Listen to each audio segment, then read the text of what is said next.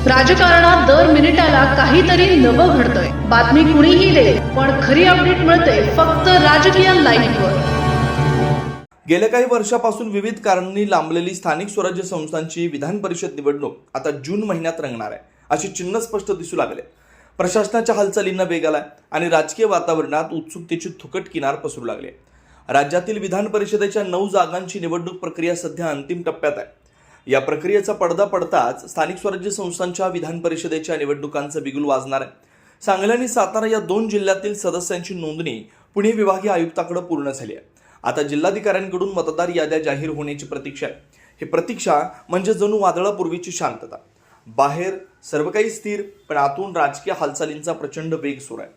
या मतदारसंघाचा इतिहासही तितकाच रंगतदार आहे.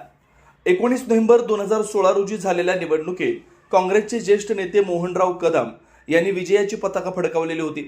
त्यावेळी काँग्रेस आणि राष्ट्रवादी काँग्रेस यांच्यात थेट सामना रंगला होता. शेखर गोरे यांच्या रूपानं राष्ट्रवादीनं जोरदार आव्हान उभं केलं होतं, तर शेखर माने यांच्या बंडखोरीनं या लढतीला आणखी नाट्यमय वळण दिलं होतं. अखेर या राजकीय चढाओढीत मोहनराव कदम यांनी विजय मिळवत आपली छाप उमटवली.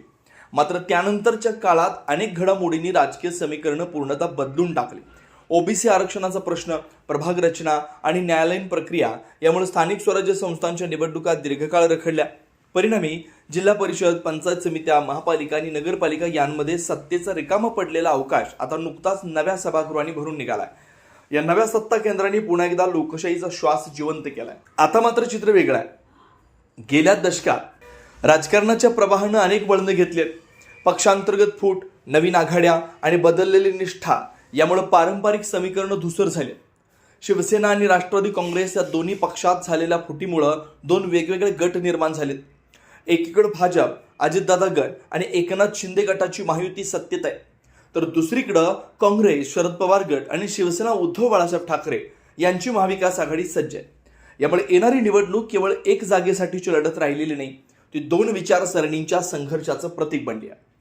महायुती विरुद्ध महाविकास आघाडी असा थरारक सामना होण्याची शक्यता प्रबळ आहे. मात्र यामध्ये एक वेगळाच पेचही निर्माण झालाय. महायुतीतच भाजप आणि राष्ट्रवादी अजितदादा यांच्यातील वाढता संघर्ष. सांगली सातारा मतदारसंघ पारंपरिकदृष्ट्या राष्ट्रवादीकडे झुकलेला मानला जातो, पण बदलत्या सत्ता समीकरणांमुळे भाजपही या जागेवर दावा ठोकू शकतो.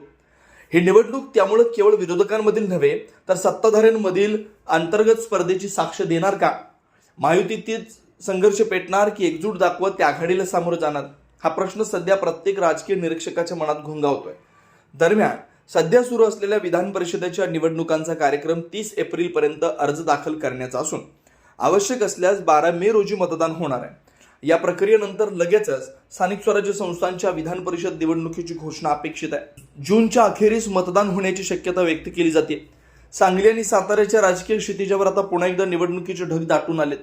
कोण विजय होणार? कुणाचं स्वप्न अपूर्ण राहणार? कोणता पक्ष आपल्या ताकदीची नव्यानं प्रचिती देणार? या सगळ्यांची उत्तरं काळाच्या पोटात दडलेत. मात्र एवढं नक्की की ही निवडणूक केवळ मतांची नव्हे, तर प्रतिष्ठेची, सत्तेची आणि भविष्यातील राजकीय दिशा ठरवणारी ठरणार आहे. राजकीय घडामोडींचा सर्वात वेगवान अपडेट फक्त इथेच राजकीय लाईव्हवर.